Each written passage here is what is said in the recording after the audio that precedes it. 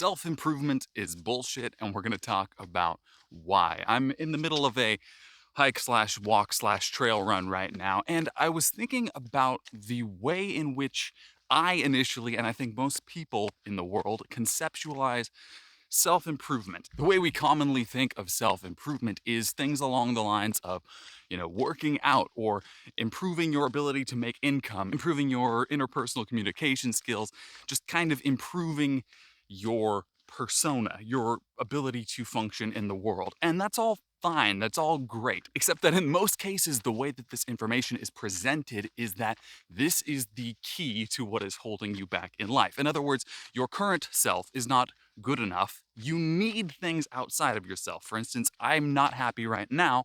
If I had more money, if I was in better shape, if I had a better relationship, if I had my dream job, then I would be happy. So the problem is that I need something outside of myself, then I, inside, will feel better. But I think the question that is the most important for all of us to ask is why we are not okay in the first place. Because that line of assumptions makes sense if you take for granted that you are supposed to not feel okay right now. You're not okay, so you need to do things to be better. You need to improve yourself only if you're operating on the assumption that your current self is somehow flawed, right? Or insufficient for life. The way that we sell self-improvement in our kind of modern culture, there's all these programs, all these things you can do to improve yourself. Follow my 8-week course, or do this for 12 weeks, or take cold showers, get up at 6 a.m., journal every morning. And there's nothing wrong with any of those things. All of those can be helpful things, and those programs can be great. But, and this is a big but, if you are engaging with that content on the assumption that there is something inherently flawed with you, your self-concept is that you are not enough and need to do something to get those things that will make you feel okay. I'm not good. I need these things. Then I'll feel better. How do I get these things? That all makes sense. But why do so many of us feel like where we are is not good enough? Why is it not enough for us to be happy the way things currently are? That's the bullshit part, because that allows there to be in our culture all of these people who sell you what appears to be the solution to your deep rooted problems. Just do this for a little while and you'll feel intrinsically different about who you are. But what we really need to realize is that when we're talking about self-improvement, what most of us want to improve is our concept of ourself. In other words, if you already felt like you were whole and complete and good enough in the world, you would not be pursuing self-improvement content. And so all these people offering advice, be more like hyper masculine, or you need to work out more, you need to get up earlier, you need to meditate, you need to do all of these things, you need to earn more money, then you'll be more attractive, then you'll be high functioning and be a success, and then you'll get to feel enough about yourself. That's so backwards, but that is the concept that is associated with a lot of self-improvement. We're talking about improving your results in life to hopefully make you feel better internally, because we are operating on the assumption that our internal state is determined by these external things. In other words, I am helpless to feel better about myself. I'm helpless to be happy right now. So I need things outside of myself to distract me. That's the same process by which people drink or do drugs, but it's the same thing to say, I need more money. I need a better relationship. There's something I have imagined that I don't have right now, but if I did have it, then I would feel better indefinitely. And if you look at your own life so far, you have to admit, and I have to admit for myself, that doesn't seem very freaking likely, does it? Because how often has it happened that you've gotten what you wanted and you've just been forever happy? Never. You finally get that job or that relationship that you've been telling yourself will solve all of your problems. And guess what? Firstly, it's not the way you imagined it would be. It doesn't really solve all your problems. They still exist. And then secondly, you become dependent on that solution. You then have to cling to it. You get all this needy, anxious energy because that thing is what you have told yourself makes your life better. This is why self-improvement as it stands in that way is bullshit. It will not make you happier to get the things you think you want. It might make you happier for a little while, but what you're essentially doing is getting on a treadmill that says, I'm not good enough, but as long as I can keep getting these external validation things, I will feel temporarily good enough. So what I need to do is maximize my efforts, maximize the way I can get the external world to be the way I want so I feel okay.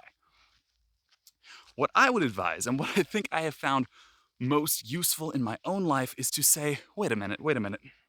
Why am I not okay in the first place? Why do I have the feeling that I need to be something else? I advocate for a sort of self-transcendence, to not change, not tinker with the way you conceptualize yourself, not change or improve your self-concept, but instead to realize that our self-concept is just an idea. It's just the way you think of yourself. So many of our limitations are purely psychological.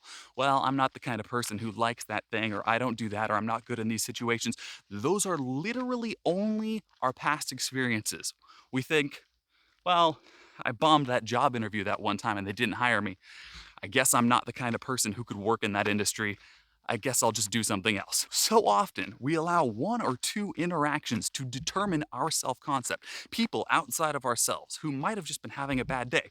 Maybe we did need to study a little bit more, but we make a decision that fundamentally, my view of myself is now changed. I'm not good at this, or I'm bad at that, or whatever the case might be, right? When we do that, we are building that self-concept. I almost slipped right there. We are building that self that we then try to improve. But it is just the idea. So if your self is your sense of who you are, is based on your past, it's your assumptions you've made based on your past, the self kind of exists only in your mind. The idea you have of yourself, that self-concept we want to improve, is conceptual. It exists in your head. The idea then that you need to improve that also exists in your head. I think this way about myself, and I would like to think about myself differently. And that is why that sort of treadmill of self-improvement doesn't work, because you create in your mind the concept of yourself that you then decide, based on some experiences, is not good enough. And then you decide that there are things you need to do to become good enough. And then you decide when you get to feel good enough, presumably, because if you've decided that you're not enough right now, and you've decided that if you do something, you'll get to feel enough, you are in control of both the situation as it is now in your head and the steps you think you need to take to get to the next place. Those both exist in your head, which means the entire situation exists in your head, because you have your self-concept, the way you think of yourself, the way you think you are not good enough and need to improve, the steps you think you need to take to improve, and then finally, the way you think you will feel after you've taken the steps.